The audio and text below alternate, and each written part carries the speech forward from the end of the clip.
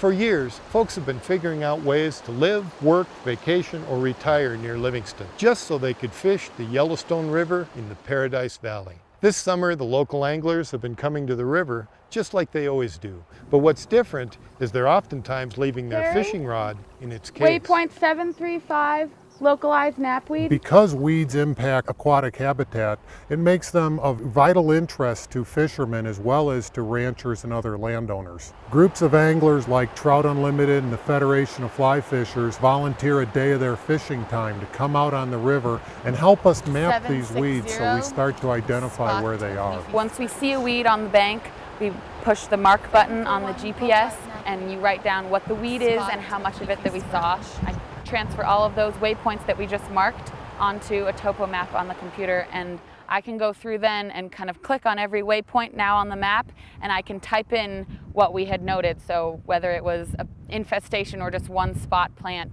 The next steps of this project will be trying to come up with control strategies so that we can actually stop the spread of these weeds and maybe even roll them back from places they exist today.